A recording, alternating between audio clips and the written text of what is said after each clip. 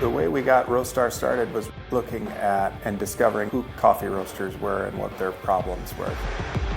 You're going to get unmatched, legendary customer experience here from start to finish. Roastar has evolved a ton over the last few years. We've invested in new equipment and technologies. We have really put a lot of effort into continuous improvement out on the shop floor. What I'm most proud of with Roastar is I love how they seek cutting-edge technology. We also make things that are really cool for really cool customers too. We're really interested in getting to know our customer and discovering what we can do to help them out.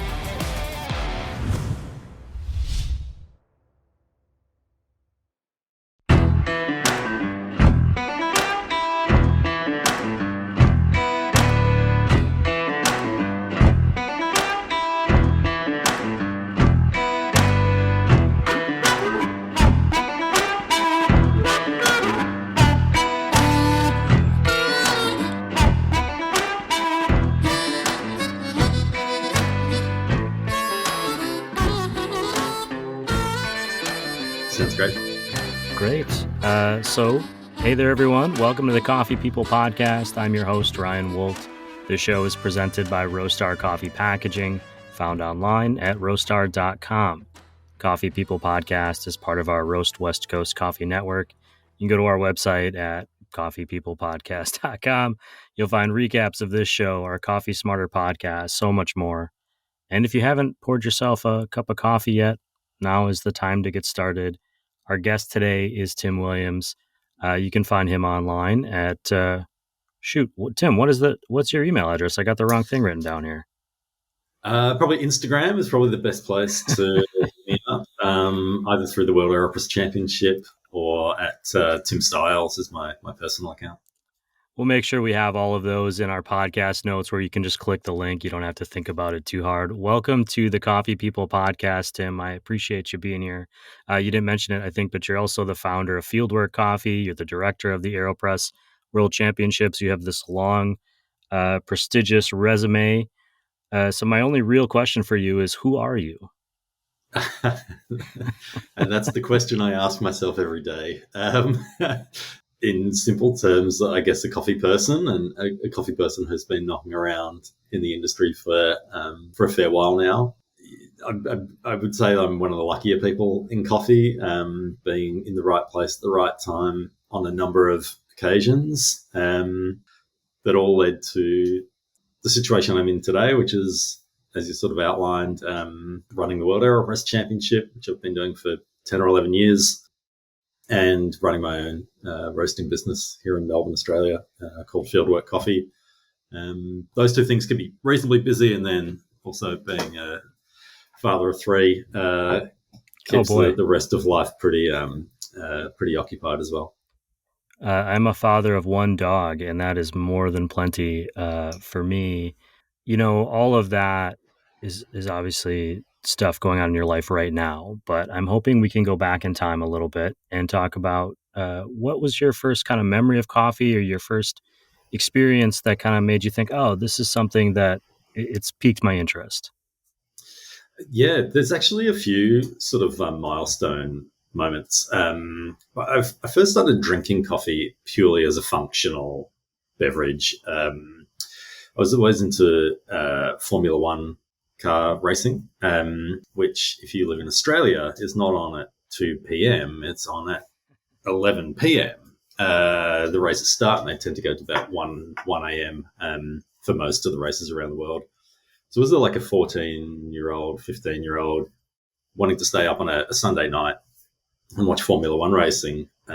Really the only way that was possible was by waiting until mum and dad went to bed, busting open the cupboard, finding a jar of Nescafe instant coffee, and it's probably 3 spoons coffee, 3 spoons sugar, and then a hell of a lot of milk to try and counteract the taste.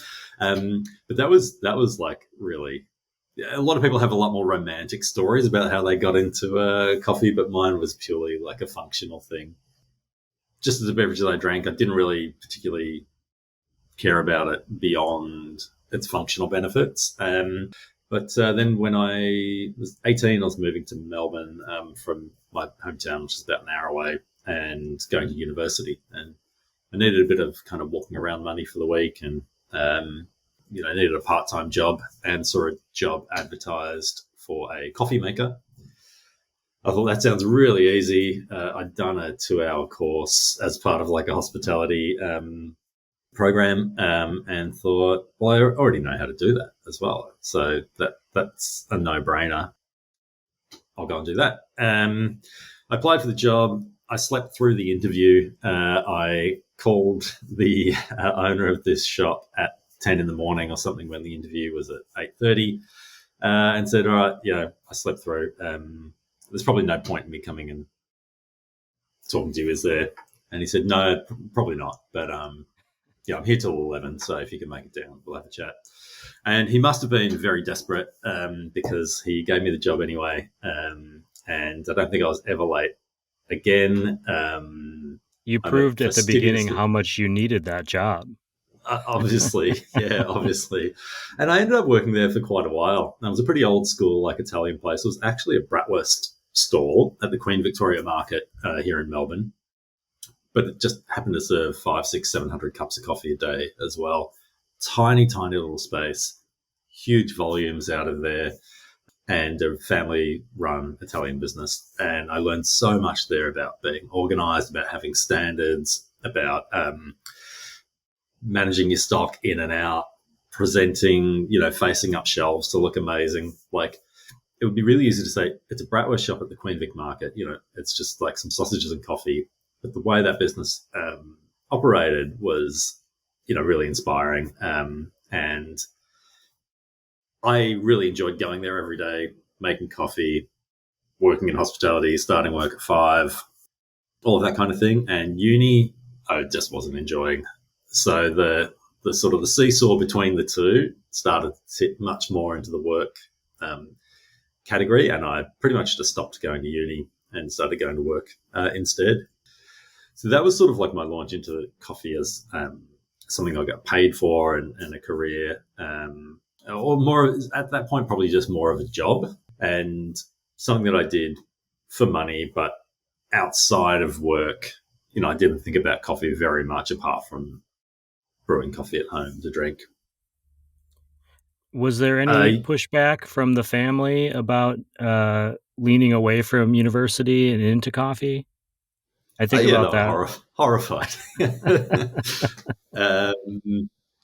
Completely. Yeah, completely. So my mum was a teacher and my dad was an engineer, and, pretty traditional, pretty safe employment histories. And the idea that I would drop out of university to make coffee for a living, it was not particularly high on their list of things that they thought was a good idea.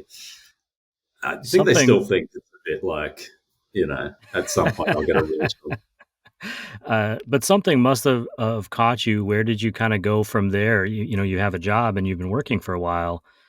What makes you think I'm going to take this to the next step? I'm going to invest part of myself into this and make it what I do.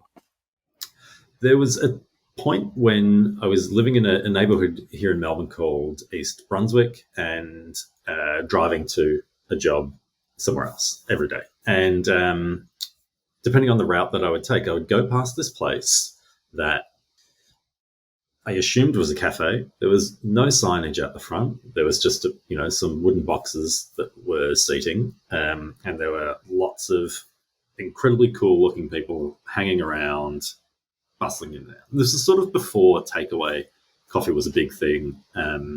So 90% of the coffee was have in.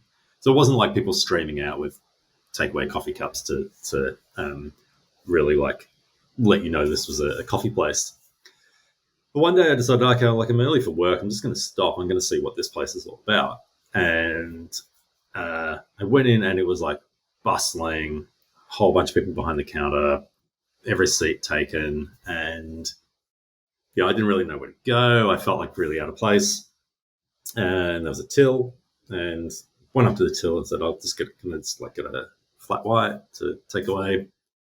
I'm like, yeah, and there's like 3 people standing behind the espresso machine, and the espresso machine's got this thing up over on the top of it, and it looked pretty different to me than like all the cafes that I knew or the places that I'd been working. And there was a real energy in there. Got the coffee, walked out the front. I was 4 steps out the door. I took a sip, and it was just like, what is this? Like, this is not the drink that I've been drinking everywhere else. This is another thing. You know, it was the texture of the milk, the temperature, just like the silkiness of it, the balance. Like, I was just like, that was like the first like epiphany moment, realizing that coffee as a product is not this like commoditized, just like everything that just sort of tastes like roasty flavor and milky excuses. This was actually something that was really, really delicious. So I pestered them for a job, and they hired me, and that was probably the point where the real interest in coffee and the idea that beyond just like making sure that the basket's clean and making sure you tamp properly, there are things that you can do to take coffee to the next level, and then the next level, and the level after that. This was probably the first shop in Australia that had a PID machine, controller on the Lamazoco Linear, which was like from JCar Electronics or something, like bolted to the side, and it was, you know, pretty like Frankenstein. And it was at that place that, you know, that knowledge started to develop. And I guess probably more curiosity than knowledge, because knowledge suggests that there were answers, but there were definitely a lot of questions being raised about coffee. Sure. Yeah. So that was the big epiphany moment that was like, oh, this is actually a thing that's really interesting, and that I think I can like sink my teeth into. You know, you as a guest, it's hard for me on this side to say, where should we focus on this? And, you know, you've Workshop Coffee, Square Mile, Intelligentsia, working with, I'm gonna say this incorrectly, but the Cafe Kitsune, is that right? Yeah, that's perfect. That right. Yeah. You know, now with Fieldwork, the real reason I was excited to talk to you today, not just the only reason, but one of them, is the World AeroPress Championships. So you're welcome to come back on the show 10 times. We can talk about everything else, but I think we should kind of skip ahead to the World AeroPress Championships and just start with, I've got mine here. It's fairly well worn. Oh, look at that. Yep. This is the first one of the first brewers I ever bought for myself when I got into specialty. Now I use it with the Prisma attachment quite a bit in the morning. And what is it about this thing that sparked enough interest that you thought, oh, this is, not only am I interested in this, but I'm going to get involved in this competition circuit thing, which started off pretty small. It started off tiny. Yeah, absolutely. So the kind of the quick distillation history of the World AeroPress Championship is that in 2008, it was started by 2 other people who are not me. Both of them were and still are named Tim too. So that got a little bit confusing for a lot of people. But it was started by Tim Wendelbo and Tim Varney in Norway, in Oslo in Norway, when the AeroPress had just come out onto the market. And basically this coffee brewer had come out. It had a lot of potential. No one really knew how to use it. If you followed the instructions on the packet, I mean, it made coffee, but not the kind of coffee that we were sort of getting excited about at that time. Lighter roast, more nuanced, more elegant coffee. So the 2 teams decided, let's work out how we can find the best recipe for this by opening up to a few people. We'll make it a bit of fun. 3 people will compete. Whoever brews the best cup of coffee will be the World AeroPress Champion. So a little bit of a dig at the US Major League Baseball, which has their World Series open only to teams from the United States. Yep. So that was the genesis of it, and it felt like over the next few years became something of a little bit of a self-fulfilling prophecy, in that people in Sweden and Denmark said, that looks kind of cool. Like, can we do it as well? And they said, yeah, go for it. And then maybe 20 people would get together and brew coffee at a trade show or something like that, and they'd get a trophy. Tim Wendelbo had stepped out pretty early on, and Tim Varney was just running it. He was a good friend of mine at the time, and he would get me to judge at different events, and I would be there thinking, like, this is really incredible. Like, this has got a lot of energy behind it. This is creating a lot of value for AeroPress. Super fun. This is great. And then one year Tim said, like, this, you know what, this thing is just like taking too much of my time. It's kind of now costing me money to do it. I'm just gonna shut it down. It struck me that there was a lot of opportunity there to grow it, but we probably just had to get a bit serious about putting some well thought out rules in place and putting some structure in place, and turning around to AeroPress and saying, we think this is creating a lot of value for you. Like, we're going to need some support to keep growing this. What can we do? So, what was their reaction initially? They're like, great, let's do it. Like, it was. Why didn't you ask us sooner? A little bit like that. Back at that stage, there was a guy named Alex who was the business manager of AeroPress, and he'd been with the company 30 years, 25 years, 30 years. AeroPress was also called Aerobi at the time, was a toy manufacturer. Mm-hmm. And he was the one who, when Alan invented this like coffee brewer, he was the one who said, hey, the toys are cool, whatever, but this is the thing that's going to be massive. And it turned out to be that Alan did very well out of the toys, but he did exceptionally well. Big level money out of the AeroPress. So it was Alex who identified that the AeroPress was a real commercial opportunity, and he was our biggest supporter in the company. Whatever we needed, sort of within reason, we would work really closely with him. Alex was who we called the young guy at the company, because Alan was maybe 80 or so at the time, but Alex was like 75. And he, despite, being sort of well beyond the point at which, my parents had retired, he got it, and he really saw the opportunity and was really willing to back us and support us. So my vision for the AeroPress Championship was that we needed to build out the sponsorship side of it to make it sustainable, because there's no point if it's like the most amazing thing in the world, but it's a nightmare and it only lasts for 1 year. So we wanted to make it sustainable. We wanted to make it a program that could offer value for the hosts, offer value for the sponsors, offer some value for the spectators going along, but make it like unbelievably fun and rewarding for the competitors to participate in. So about 10, 11 years ago, I got involved and started building out, I guess, the business side of it. And we've grown now to 65 countries we hold events in. We have something like 150 events, individual events happen each year under our umbrella, and about 6,000, just over 6,000 competitors in the 2024 season. So wow. It's grown a lot in size, and we've had to like grow up with it and become more legitimate in a lot of different ways. But what we've always kept at the heart of it is that we want it to be completely, unequivocally like rewarding for competitors to be involved in. Even if you get knocked out in the first round, we want you to wake up the next morning and say, I can't wait to go in AeroPress again.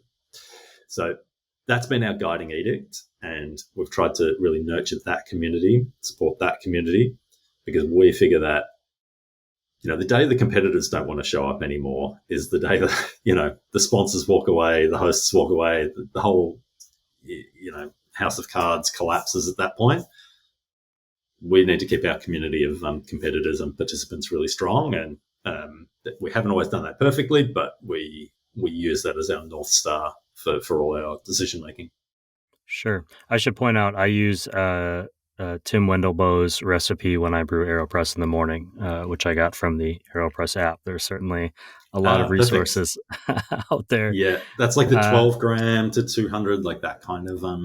I think 14 to 200. Yeah, and I also do with the Prisma. Then I make a little like espresso like, I call it espresso adjacent tasting shot in the morning.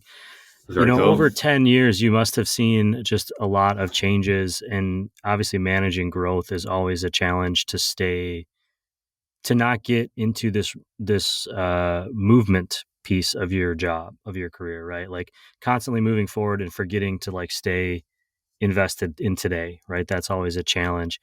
When you walk into kind of a larger, or the end of season AeroPress Championship, what is that like for you to look around and think, oh, I'm part of this, building this?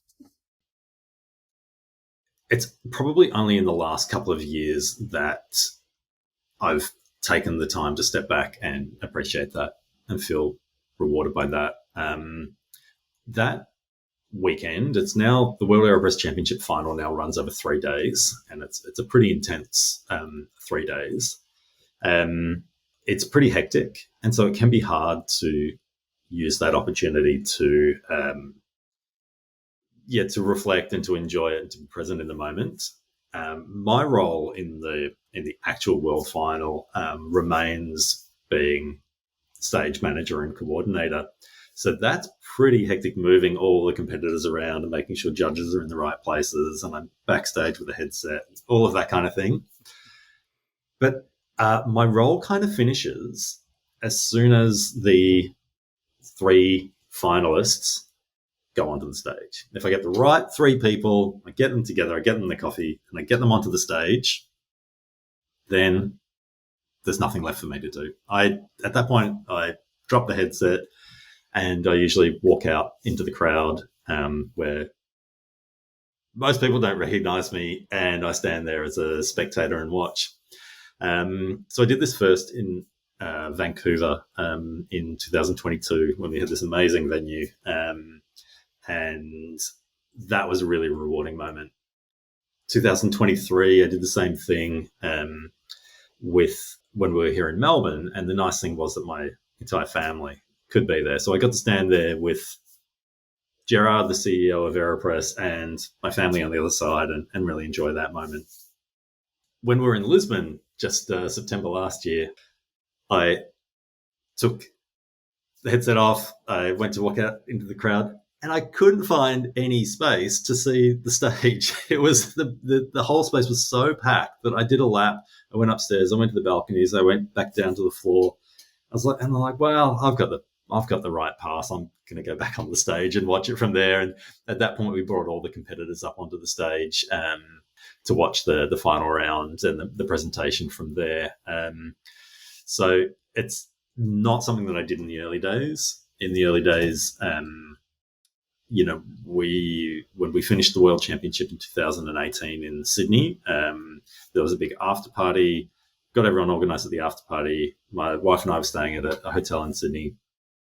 We got back to the hotel at 11:30, 12 o'clock, something like that. She went to bed, and I opened the laptop and I sat down and I got to work on the 2019 season. That was sort of like doable and healthy at the time. But these days I'm able to sort of disconnect from that enough to be like, that can at least wait until the morning. There are other things that could be considered. That's something I actually talk about with my therapist, Wendy, on a regular basis, is if you're doing your own thing, if you're your own boss or you're running a business, in some cases a business with people who are depending on you, and you're certainly a big team, you can't just turn it off because the clock says a certain time or because the event is over, because you've got to be able to turn your brain off somehow, or turn its attention somewhere else for a few moments. Because you're doing this with the World AeroPress Championships, and you also have your own roaster and Fieldwork, and you have your family, how do you find balance, or do you? Is it even possible? I feel like there are days that are balanced, and then there are days that are just all over the shop. How do we find balance? I don't know that I've got a good answer for that, because sometimes you just have to do what you have to do. Sure. I think these days we're pretty good, and it really sort of actually came out of the COVID pandemic. We're pretty good at 6:30 p.m. the workday cuts off, and we all sit down to dinner together. That's a really important thing, and generally we're not picking up work stuff after that point. So that's been probably more of like a psychological shift and an operational shift. Pre-COVID, if I missed bath time, the kids were a lot younger then, but if I missed bath time and missed bedtime, well, then it didn't matter if I was home at 8:30, 9:30, 10:30 or midnight. I could stay in the office till whenever, and I often did. The funny thing is I'm not sure that I was any more productive then with that 14-hour, 16-hour workday than I am now working a much more reasonable kind of amount of time. There's this value to letting your brain marinate on things in the background, I think. I don't know how it works exactly, but I know that when I'm talking to you or I'm, spending time with the dog or my wife or walking to the beach, there's always something going on back there, even if I'm not totally aware of it. And it'll come out later at the weirdest times, usually when I don't have a pen to write it down. Okay. How long has Fieldwork been open, or how long have you been pursuing that roaster? So Fieldwork's been around about coming up to 3 years in April, and we are a very small micro roaster. So we roast only about 1,000 pounds of coffee a week out of a really small space with a coffee shop attached to it. And then we have one other coffee bar in the city as well. It's been nearly 3 years, and was definitely Fieldwork was sort of the end result of a longer journey. When we first moved back to Melbourne after 10, 11 years away in London and LA and consulting in Paris, when I moved back to Melbourne, I didn't want to open a roastery straight away. I really wanted to get a sense of what the market was all about, get a bit established. Like I said, we've been away for 10, 11 years. We relocated home. We had a 2.5-year-old. We had twins on the way. We were moving the World AeroPress Championship and starting a new business. I thought going straight into a roastery in Melbourne probably doesn't make a lot of sense. So we actually first ran a co-roasting space. And there were aspects of that were really good, and there were aspects of that were just horrible and demoralizing. When I said before I was like the luckiest person in coffee, being at the right place at the right time, I was a person hanging out at Square Mile when only James and Annette worked there, and sweeping the floor and putting stickers on bags, and that turned into a job working at Square Mile. I was the housemate of someone who got a job at as the director of education for Intelligentsia Coffee based in Chicago when they were looking for a manager to move to LA and open the Venice location. I got the phone call. I had all this opportunity to work alongside some really inspiring people who put quality at a really high priority level.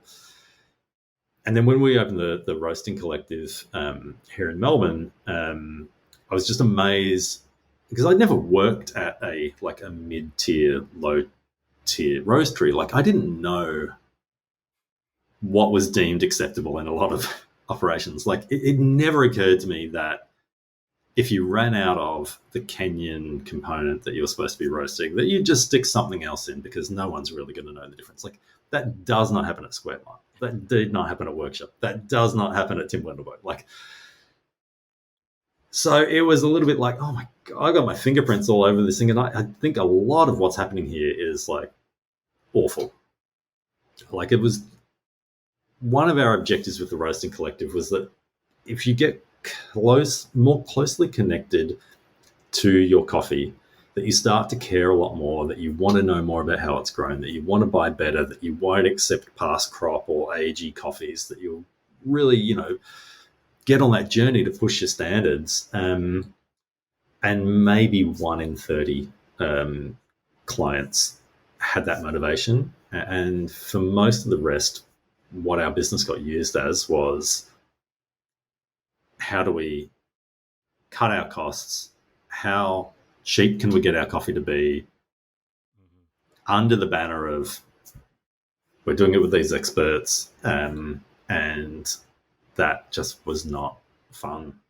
Financially, the business was great. It was flying and doing really well, but the prospect of getting up every day to put all of my energy into helping to create coffee that I would not drink if you paid me, just felt horrible. So basically the decision was, I'm sort of trying to lead from the back. I'm trying to like help create these expectations and opportunities for other people. And I just had enough of it. So Fieldwork was born out of that, to put front and center the kinds of coffees that we think literally are the best in the world.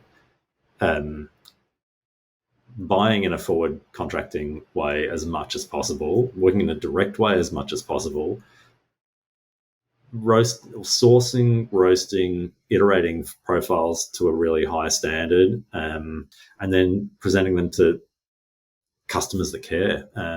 So that's why it's not a massive business, because we only buy washed processed coffees. We only roast, really from a pretty narrow altitude range and a pretty narrow varietal range also, because these are the coffees that we adore. We don't have the approach of, we should have a little bit for everyone and something to please everyone and that kind of thing. We really are just focused on the coffees that we think are super enjoyable, daily drinker coffees. Very rarely is something at a tier that requires a special label or special pricing, but the kind of like well-grown, sustainable varietals, washed process, clean, elegant coffees that I thought all these other people should be doing and they weren't. So I was like, you know what, we'll just do it. It's a real great benefit to somebody's career, maybe retrospectively, when you have a manager or owners that care and that give you an example to follow. What you're saying about leaving some of those places and realizing not everyone has that same motivation is certainly something I went through. And you're like, wait a minute, why aren't you doing it this extra step? It's not that much harder and it makes it so much better. But not everybody is motivated by the same things, or they didn't have the same examples. I want to just point out, you mentioned luck as it being in the right place with the right people, but you're part of that chain too, right? Like Jared Linsmeyer is the founder of Ruby Coffee in the Midwest. He was a guy who, was a busboy at that Venice location of Intelligentsia, I think at one point, and was just kind of showing up and hoping for more, and now runs a very well-respected roastery that I believe does things in a way that makes me proud to be from that area. So you're creating, those expectations for a new generation of people. And I don't mean to call you out. I think, I'm in my 40s, but all of a sudden your career is a lot longer than you realize, right? You've got all these different steps and all these different places and all these different people that you've connected with. And on the other side of that, you were touching base with people. I'm a little soapboxy here. I apologize, everyone. But, it's just the connection that coffee is, and a lot of industries are, but I think coffee in particular, because there is this emphasis in certain aspects of specialty on both it's the coffee and it's the people and it's what we do with it. And so it's interesting to hear you mention that, and then in my head start making connections with other people I've spoken to on the show. Roastar, I mentioned at the top, they are a big supporter and collaborator on this show. And one of the things they've asked for me is to ask our guests, for advice for other people in the industry, kind of like I'm just saying right now. So that it leads into I'm wondering if you have, as the leader, I know you can't give away too many secrets, but the leader of the World AeroPress Champion, the director, I should say, any advice for competitors on how to step into this next 2025 season? Absolutely. Yeah, my advice for competitors every year is to go in it to have fun.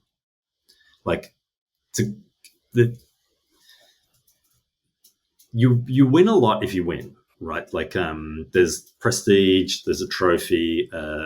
George, who won in 2024, we're taking to Colombia in May to visit coffee producers, and he's a home barista, so he doesn't even work in coffee. This is not something that was really on his agenda for his life, was to be the world's best coffee brewer in this particular division and then go all expenses paid to Colombia.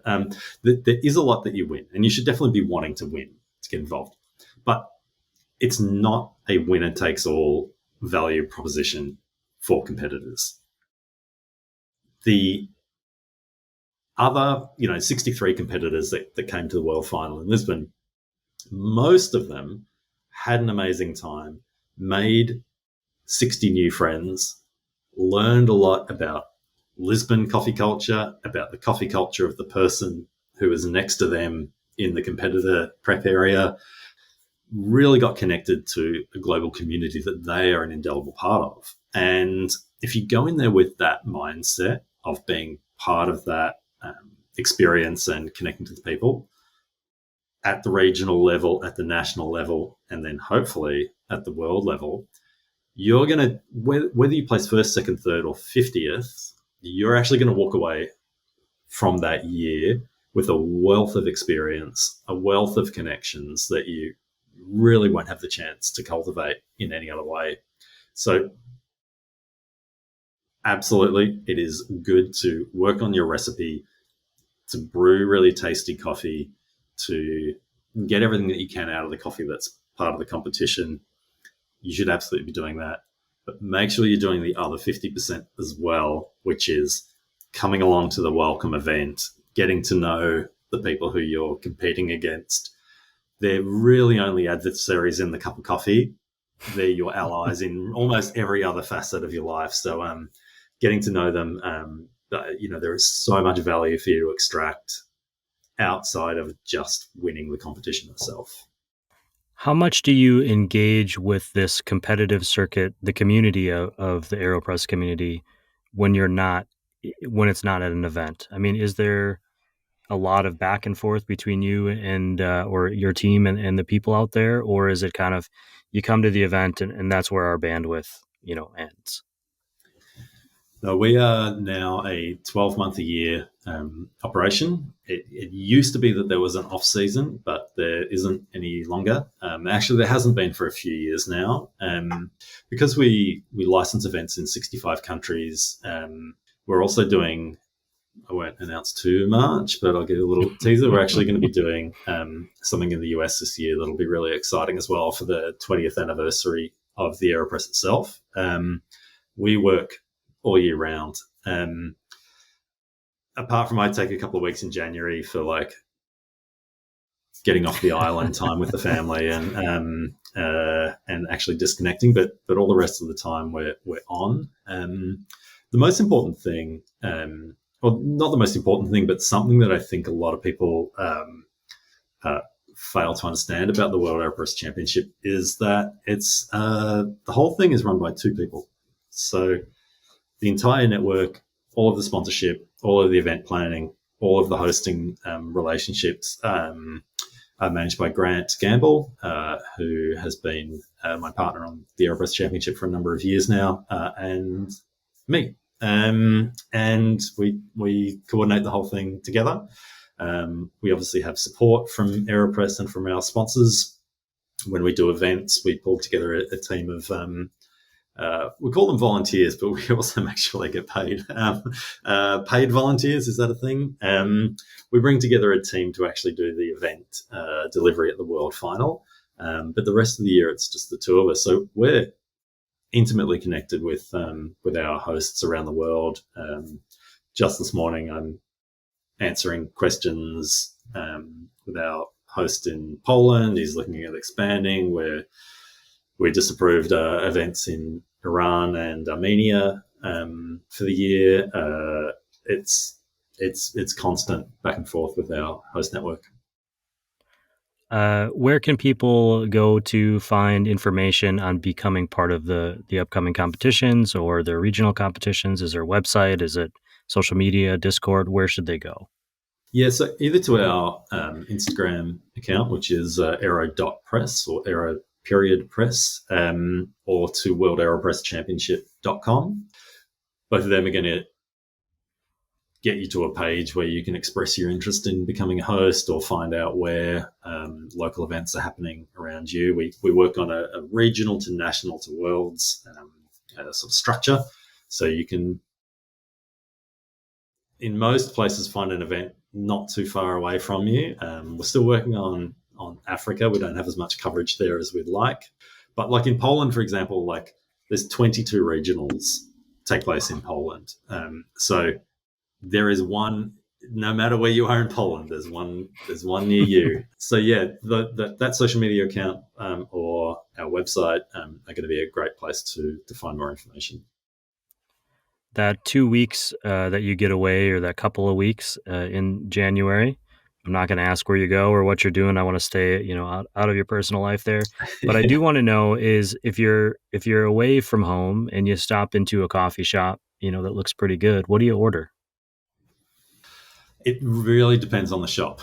So I'm a really big filter coffee drinker, but there are definitely shops where you're taking your life into your hands by going for something as unadulterated as pure filter coffee. As simple as it is to make, we know that with filter coffee, like 90% of the equation is set with what's inside the bag. And if that's rough, if it's the naturally processed coffee, that's not my style. So like if I feel like they're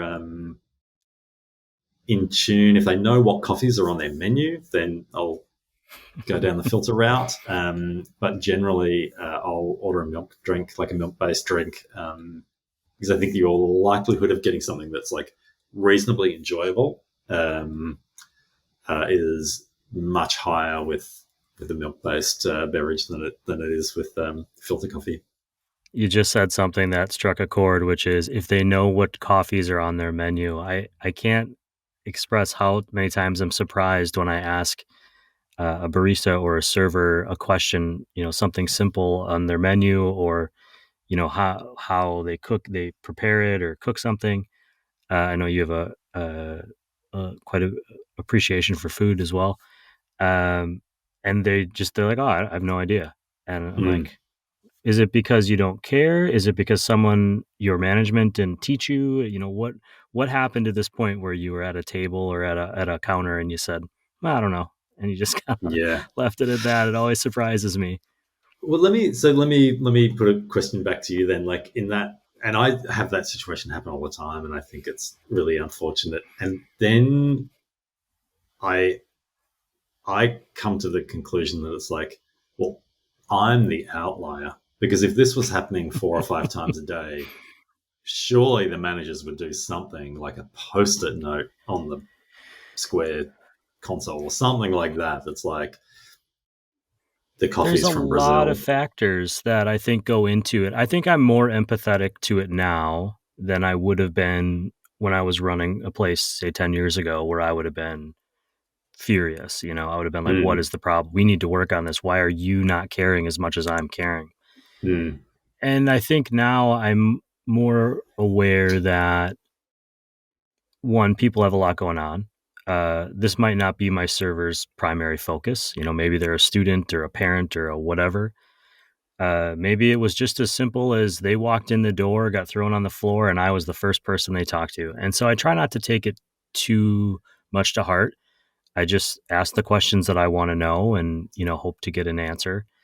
I think when I go to a place where they do clearly care or their staff is well educated on their products, it's what makes me come back. Mm. There's so many places now in all industries. I don't go back to a place just because they're convenient. I want to have a good experience. And if I'm going to go out and spend my money, of which I don't have a ton of, I want to make sure that it's worth it. I'll pay the extra money for the good experience or the good product now. And that might be a product of aging. I think COVID had something to do with that, where we became a little more appreciative. On the other side, it hurt the workforce, at least here where I am. More places were opening than people were staying in the industry because they found other careers when things were shut down, or they realized, hey, I don't want to do that anymore. And we're still waiting on that next generation to come up. So I think there's a lot of that. That's the question. Are they coming though? Yeah, I that's think another podcast. Yeah, that is a whole. But I think they're starting off looking at entrepreneurship earlier than maybe I did, or someone in their 40s might have, because they're seeing it every second of every day on their phone of other people who are doing some sort of hustle. And we're also at a weird time where, unfortunately, it's hard to have a one income family. Everybody's got multiple things going at some point. And, that's another conversation too, when you get into the economics and politics of it. But I think for me, I'm empathetic to my servers. I believe that, there's just a lot going on in their lives. But at the same time, if I'm going to go back, it's going to be because the service was good and the product was good. It's those two things. And can I ask another follow up on that? Of course. I got nothing else to do. Yeah. We're flipping the roles a little bit, but that's okay. When you go into that, like, let's say it's a coffee shop experience and you go in and you call it drip coffee. Like what coffee do you have on drip today? Mm-hmm. Like here it's called batch. Like, what do you have on batch? Is it better to be told, I'm not sure. I'm not really sure. Or for them to make up something that's like completely wrong or inaccurate? Like, do you have a preferred? Oh yeah, I do. And it's actually option C, which would be, I'm not sure. Let me find out. Yeah. I'll wait. Yeah. Where I get frustrated is when they say, I don't know, and then the conversation ends. I don't know, small or large. Like, we're probably not the business that we're in, whether it's the biggest coffee shop on the, in the community or not. It's probably not good. You're not going to have to go far to find a bag or whatever it is that you're brewing. Somebody near you is brewing that coffee and knows what it is. Yeah. I think service is about providing people with the information they need and giving them the feeling that you care. If you don't, I'll forgive a lot if I think the person is trying and they care. Absolutely. Yeah. Right. Yeah. Like we have there's a roaster that has a coffee experience place up the street here, and one of my staff, who's a really experienced coffee person himself, went in there, and it was like, this was like such a good lesson in like reading the room. Like, they were there with friends, just to get coffee and whatever, and they ordered espresso, and the espresso got brought over, and so like, great, and he sat down with his espresso, and he's gone to take a sip, and the guy's like, oh no, whoa, like you can't drink it until I've told you. Our guy is like, oh, I've drunk espresso before, thank you. Like, there's like giving people the information they want, and then there's burying people in information or like a spiel that they never asked for and are not in the mood for. We try and make sure that our team are like really like, you don't have to talk to them about coffee. If they don't want to talk about coffee, great. Take a 3-minute breather and talk about something else. Like talk about their dog, talk about, their bike that they parked up out the front or their football team or, just talk to them, like take an interest. And there's a real selfish motivation in that too, that like they might turn out to be, I got chatting to a customer a few weeks ago, who was a regular customer who always comes in and orders what's called a Magic. I don't know if you've even heard about this. It's a drink in Australia. Anyway, that's a whole other episode. And I got chatting to him about the fact that he ordered this drink called a Magic and blah, blah, blah. And we talked about, I used to spend a lot of time in London, and we got chatting, and he turned out to be the main guy in a band that was like huge in my, lifetime of music appreciation. And he was a regular customer. I just never had made that connection in any other way apart from just talking and engaging. So I say to our team, it's like you never know where your next like free haircut is coming from, or like, you're going to cut the line at the bar down the street like on Friday night because you're engaging. Like we're not just here to like facilitate a caffeine transaction. Like get to know these people. Like it's good for the business, it's great for the customer, but like there's also really something in it for you too, and it makes the day a lot more enjoyable. Yeah, it reinforces this belief that we are connected to others when it's so easy to be not connected. And to me, what you just described is the difference between what I would call a big box coffee shop, corporate coffee versus a specialty coffee shop. A corporate coffee shop employee's job is to sell me coffee and move me out as fast as they can. They can try to sell me more coffee, but in a very quick pace. They don't, and that's not a reflection on that employee. That's the business's ethos. It's how they do things. Specialty coffee shop is, we talk about community, but it really is that, because a lot of our customers are not moving in and moving out very quickly. Some of them are, and that's great. They just go into work or whatever they're doing, but a lot of them become the people. This might be their only engagement during the entire day. This might be the one time they get out of the house. This might be the thing they do on the way to the grocery or when they're taking 2 minutes away from their kids. And as the barista or the owner of your cafe, you get a chance to engage with them and be like, oh man, this is kind of a cool community that we're part of. And sometimes you think, these people are not that great either. Both sides.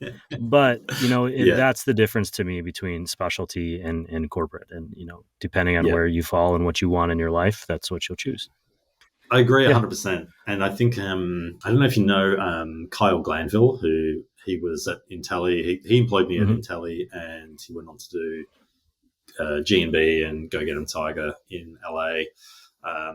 And he had a lot of guiding principles, but like one of the key ones was that like the coffee bar should be like where you like pony up and like check in with your neighborhood. Like that's like a key function of the coffee bar space. And it's something that I've always like really internalized and held on to, because it's like, that's like such crucial, the thing that, we don't have as much anymore. Like Australia is a very car based culture, and you get into your car, your hermetically sealed box, and you drive to the next spot. You don't really interact with people, not like you do in London on the tube or walking or that kind of thing. And because there's that less of that like human to human, even just like proximity, being able to create that in a coffee bar and being able to like embrace that in a coffee bar space is really powerful, and creates a great energy. But you have to nurture it, and you have to design for it, and you have to train for how you accommodate that too. But if you get those things right, and I'm definitely not saying that Fieldwork like gets that right all the time, but if you get that right, what you create is something that transcends, like a airport coffee service, and becomes like really a part of the fabric of that community. And that's sort of something that we try and keep in mind with Fieldwork. And if we're opening new shops, that's definitely a factor that we look at. And that's a lot of that will be the team that you build, and building them in a reflection of that, right? Pro tip, Absolutely. if you ever fly into San Diego and you need a cup of coffee, there's a coffee shop there, a pretty good name coffee shop, but the line will be a couple hundred people deep. And the brewery next door also serves the same coffie, but there's never a huge line there. So you can go and sit at the bar and get your cup of coffee instead of waiting in line. Perfect. Is this in the airport itself or outside? In the airport itself, yeah. In the airport. Okay. San Diego's a small, big city, so we have this airport that I always think is very easy to get in and out of. People complain about it a lot, but I just go and if I have an early flight, I sit down at the bar and I order a cup of coffee. They open at 6 a.m. It's great. Perfect. Everyone assumes you've got a slug of whiskey in there as well, but that's on who's to say I'm not? I'm not going to say one way or another. Yeah.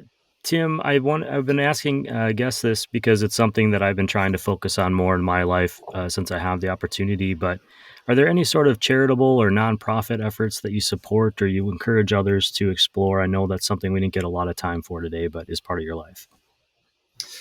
So right now, the charitable things that I've been involved in on hiatus, which is, a little unfortunate to say. But for the last 10 years, I've been working with a coffee producer who we've been buying from in Rwanda, and we have run a really small grassroots charity out in the western part of Rwanda, in Karongi, where his coffee washing station is.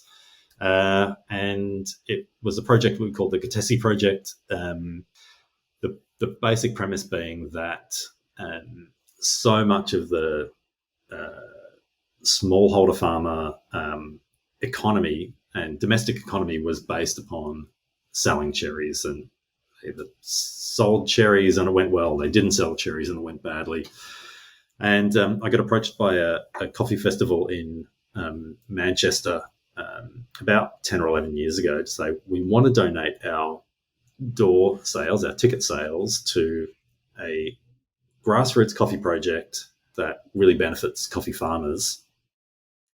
What do you think we should do? And I said, I've got absolutely no idea, but I'm Hacea, who runs a washing station in Rwanda, who I visit, occasionally. I reckon he'll know. And so what he put forward was that there's a really well-established program or approach in Rwanda called a Garinka program, which is where you take funds and you buy dairy cows and you gift those dairy cows to small farming households. The cows produce manure, free organic fertilizer for your coffee trees. They produce milk that you can either use for nourishment for your family, or you can sell the milk for a cash benefit into the household. And under the right conditions, cows produce more cows. So we started that program as a one-off about 11 years ago with a couple $100, and we bought 3 cows or something like that. And then my wife really encouraged me to put more effort into it and to try and grow the program a bit. So over the next 10 years or so, we raised, I don't have the numbers right in front of me, but we raised somewhere around $80,000 by working with different roasters around the world, taking the Hacea green coffee, giving the green coffee to the roaster and saying, sell the coffee as roasted coffee. You keep what you need to cover your costs, and whatever you can contribute back into the program, we'll then use to buy dairy cows. We then had the support of RTC, which is the Rwanda Trading Company, who are the exporter of the coffee, who backed up the program with veterinarian support for the cows that were put in place. So building structures, sending the vet around to make sure that the cows are doing well. We got up to the point of 90 to 100 cows purchased and donated into this community. Like, there's a lot of cows in this community now. It got to the point where there were so many cows each year that we actually took most of the funds to put towards buying cows, and then we also bought health insurance for 100 of the poorest farmers each year in that area as well. So when COVID hit, the fact that 300 or 400 of these poorest farmers had health insurance that they didn't have previously was like a massive boon. We ran that program for about 10 or 11 years, and as green coffee prices started to climb, as cost of living started to get tougher, we started to find it harder and harder to get the philanthropic response from the roasters that we were working with to keep the program going. And we were really at a tipping point there of needing to commit a lot more time and energy to the program to run it, or to put it into hiatus and say, there is an opportunity here, there's work that we want to do, but we don't know exactly what it is right now. So rather than going through the motion and I think using up goodwill that exists in our roaster network, how do we sit back on this for a little while and think about what we want to do with it next? But that was a project that I was really proud to have been involved in and to help bring to life and make a huge difference to the lives of these coffee farmers. There was also a really big day in the community when the cows were presented, and usually the mayor of the region would come and help do the presentations, and it was pretty amazing. Other charitable projects, reach out to me, hit me up. I'm interested to hear what we can do that would be supportive. I just like the idea of finding a small area where you really see your impact. There's a lot of it's a reinforcing activity, right? Because you see the people and you get to know them and you see how it impacts their lives and makes it. I don't want to say worth doing. It's all worth doing, whether it's writing a check or it's showing up and volunteering, whatever it is, there's benefit there. But when you can really, spend time year after year with a group, you really get to build relationships. It's no different than building relationships at the coffee shop. I agree. What did I miss today? Anything that we wanted to say that you just didn't get a chance to? Not that comes to mind immediately, but I do feel like we could have talked for 3 or 4 hours pretty easily. I feel like there's a lot in your experience and background that would be really interesting to unpack too. Well, I'm happy to answer any questions off air. I think the people that listen to the show have heard me talk enough today. I certainly appreciate your time here, and I'm excited to share all the links to the World AeroPress Championships, to Fieldwork, all the other things we've been talking about. To everyone listening, you'll find them in the podcast show notes and our newsletter, which goes out every week from coffeepeoplepodcast.com. And just a reminder, our presenting sponsor is Roastery Coffee Packaging. They've enabled us to tell these stories, and we're eternally grateful for it. Tim, thanks for being here. To everyone else, please tip your baristas and be sure to drink good coffee. Thanks, Ryan.